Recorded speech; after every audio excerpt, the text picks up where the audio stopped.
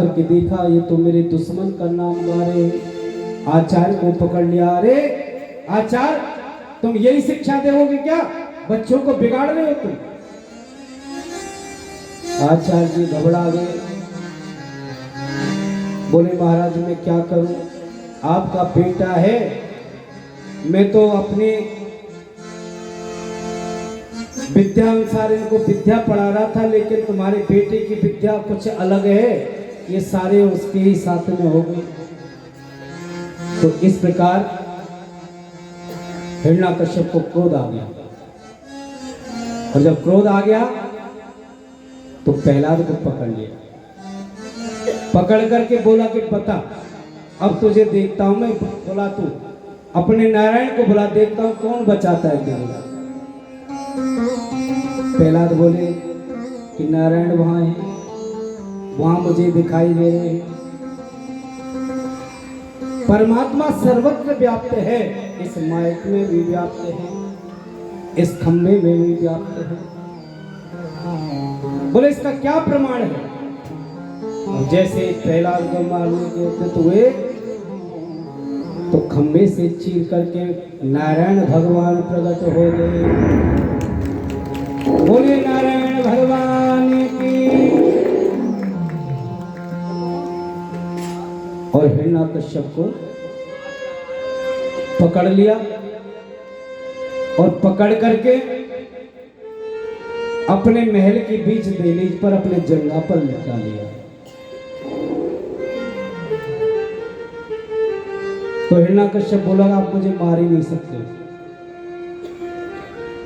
अच्छा, द्वेष इसलिए था, दो भाई थे ना, हिरण्याक्ष और हिरण्याकश्यप। तो हिरण्याक्ष को तो जब सुगर का अवतार लिया था भगवान ने, तब उसका उद्धार कर दिया था, तो उसका बदला लेने के कारण वह ईर्ष्या प्रकट हो गई उसके मन में। तो ब्रह्मा जी से वरदान मांग रखा था, ना मैं रात में मरूं ना मैं दिन में मरूं,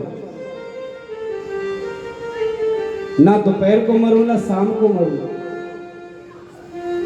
ना अस्त्र से मरूं ना शस्त्र से मरूं, ना बाहर से मरूं ना भीतर से मरूं, और इन 12 महीनों में भी ना मरूं। तो भगवान ने फिर 13वां महीना बनाया। 13वां महीने को क्या कहते हैं हम?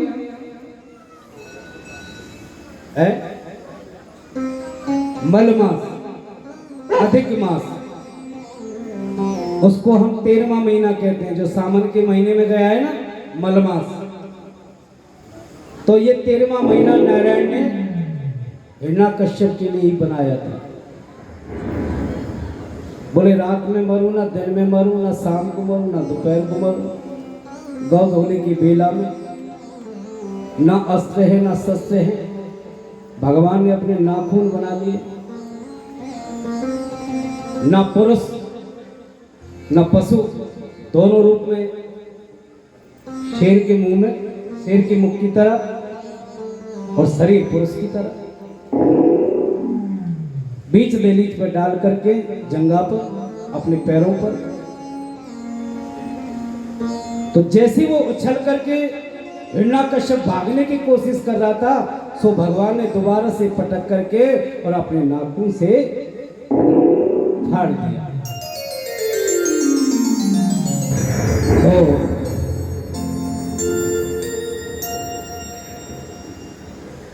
जो हिरण्याकश्यप की अंतड़ियां थी, वो अंतड़ियां अपने गले में डाली। तो ऋषियों ने पूछा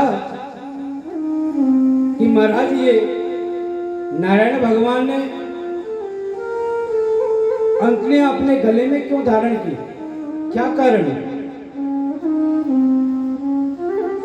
तब सूत जी कहते हैं कि भगवान नारायण का परम भक्त है प्रहलाद,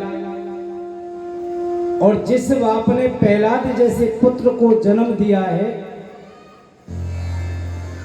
इसलिए उसका थोड़ा बहुत तो मान रखना पड़ेगा। इसलिए मैंने ये अंकड़ियां अपने गले में डाला।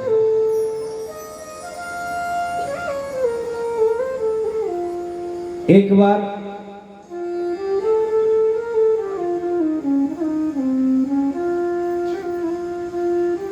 प्रहलाद को देखते ही देखते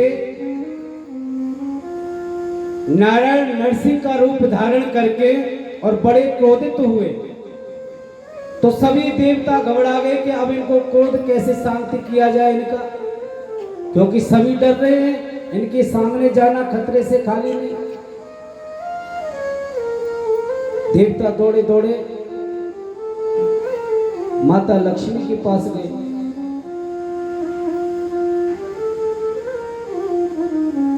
बोले देवी जी प्रणाम। बोले क्या हुआ देवताओं, तुम्हारा कैसे आना हुआ? बोले आपके पति देव है ना, वो बड़े भयंकर रूप में है। बोले क्या हुआ, कोई बात भी तो होगी। बोले नहीं, आप स्वयं चल करके देखिए। अब लक्ष्मी मैया उनके संग में आई और आकर के देखा, और जैसे ही नारायण की तरफ दृष्टि गई तो वहां तो नारायण के ऊपर शेर बने बैठे थे। और देख करके लक्ष्मी चकचक होकर के ऐसी भागी, भागती भागती एक बार तो पटक खा गई, फिर जाकर के अपने लोक में चली गई। बाप रे बाप, मैंने आज पहली बार जिंदगी में अपने पति का ऐसा स्वरूप देखा। अब तो देवता और ज्यादा चिंतित हो गए कि यदि नारायण का गुस्सा शांत नहीं हुआ तो प्रलय आ जाएगा। तो एक ऋषि बोले कि ऐसा है, अब तो इनको शांत करने वाला प्रहलाद ही है। प्रहलाद को इनके सामने भेजो, तभी जाकर के नारायण का गुस्सा शांत होगा। तब प्रहलाद जी नरसिंह भगवान के सामने गए। जाकर के नरसिंह भगवान ने प्रहलाद को अपने अंक में भर लिया, उनको चाटने लगे, उनको सुवास दे करके फिर वहां से दूसरा रूप लेकर के आगे की ओर प्रस्थान हो गए।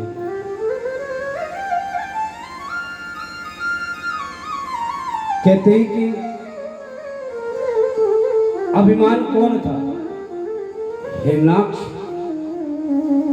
और हिरण्याकश्यप, ये अभिमान और लोभ है दोनों।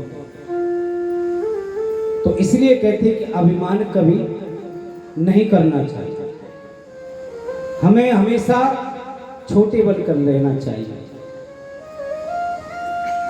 गजराज को भी बड़ा अहम था, अपने बल पर बड़ा घमंड था। गजराज जानते हो किसे कहते हैं? हाथी को। उसको भी अपने बल पर बड़ा अभिमान था, लेकिन एक छोटे से जीव जंतु ने, कौन है, किसने पकड़ा था हाथी को? बता सकते हो? नहीं। ग्राह, मगरमच्छ की तरह हुआ ग्राह, सरोवर में जल क्लोल करने के लिए गया था, तो उस समय ग्राह ने उसके पैर को पकड़ लिया। तो गजराज बोला कि कोई छोटा मोटा जीव होगा, कोई बात नहीं, छोड़ देगा बाद में। जब ग्राह उसका रक्त शोषण करने लग गया, तब जाकर उसको महसूस हुआ कि भाई कोई छोटा मोटा जीव जंतु नहीं है, ये तो कोई बड़ा ही लगता है। तो नजर डाल करके देखा तो ग्राह ने उसके पैर को जकड़ रखा है। फिर जाकर के उसको भगवान की याद आई, तब जाकर के उसने भगवान को पुकारा। तो भगवान को मालूम हुआ कि गजराज बड़े संकट में है, तो अपने घरों पर बैठ करके तुरंत आए और गजराज ने सरोवर में से कमल का फूल लेकर के और भगवान का स्वागत किया। भगवान ने आकर के गज और ग्राह को अलग किया, उनका उद्धार किया। उसके पश्चात आगे चल करके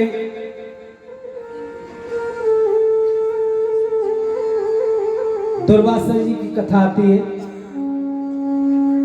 एक बार दुर्वासा जी भगवान के धाम में गए थे, तो भगवान ने उन्हें अपनी प्रसादी माला जो थी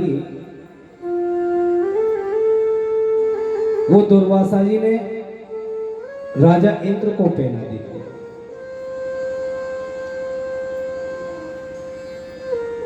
इंद्र को भी अपने मन में बड़ा अभिमान था, तो अभिमान के कारण वो माला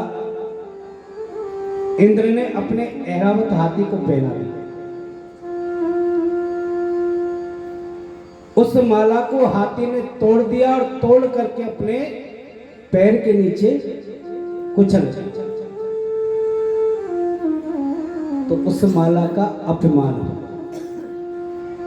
इसलिए इंद्र से लक्ष्मी रुष्ट हो गई और उससे लोक छीन लिए। किसने? राजा बलि ने।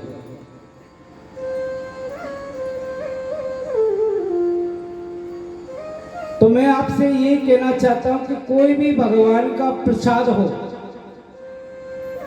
उस प्रसाद को हाथ में उतना ही लेना चाहिए जो खा सको, नीचे नहीं गिरना चाहिए जो पैरों में आवे। इसलिए इंद्र को लक्ष्मी से भ्रष्ट होना पड़ा था, क्योंकि जो माला पैरों में आ गई थी, हाथी ने पैरों से कुचली। भगवान की चढ़ी हुई माला या कोई प्रसाद या कोई फूल या जोत बत्ती हमेशा ये ध्यान रखना चाहिए कि कभी पैरों में नहीं आनी चाहिए। अगर नीचे भी पड़ा हुआ है तो उसको तुरंत उठा लो और एकांत जगह पर रख दो, ताकि कोई जीव जंतु उसको खा सके। तो इसलिए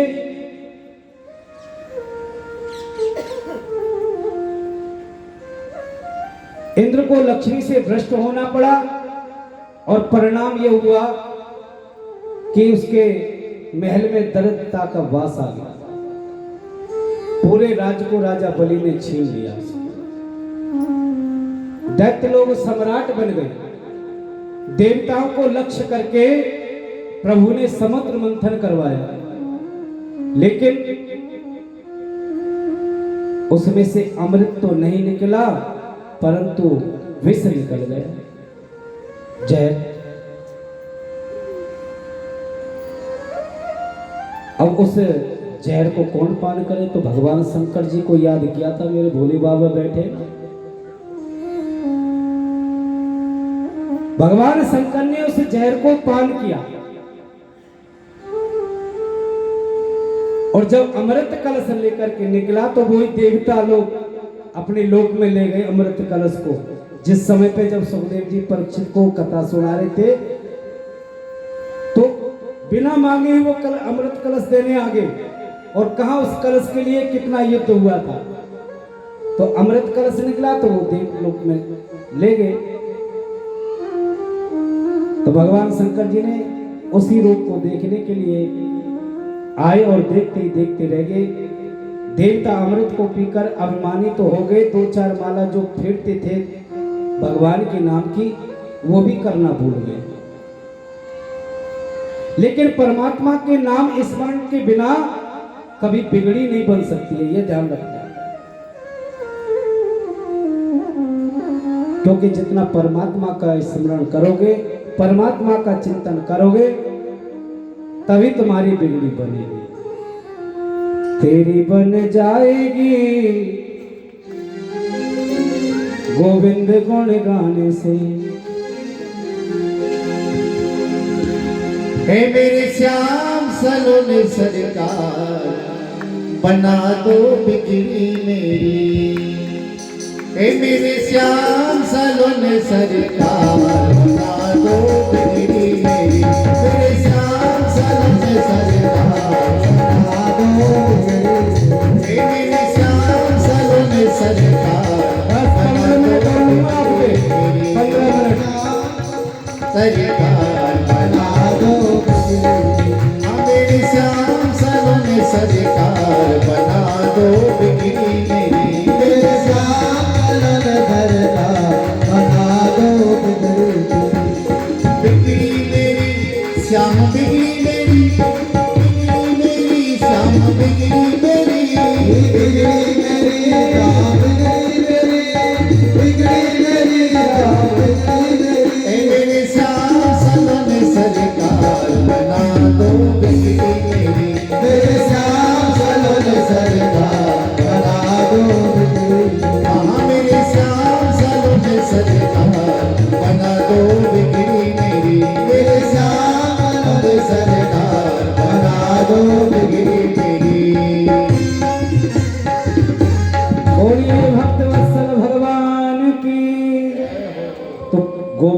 चिंतन करोगे तभी तुम्हारी बिगड़ी बनेगी। इसलिए गोविंद नाम में ये सामर्थ्य है। हम चाहे कितने भी ऊंचे पद पर क्यों ना बैठे हों, लेकिन परमात्मा का स्मरण, परमात्मा का चिंतन करना कभी नहीं भूलना चाहिए। पहला जी के पौत्र हैं राजा बलि, इन्हीं पहला जी के पौत्र है बलि। बलि महाराज जो दैत्यों के राजा हैं और बलि महाराज के गुरु हैं कौन? शुक्राचार्य।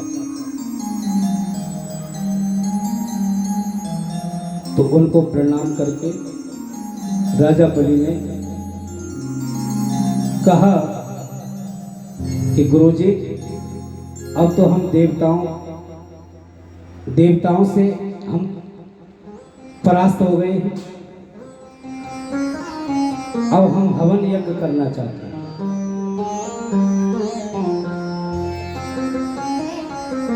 पहले तो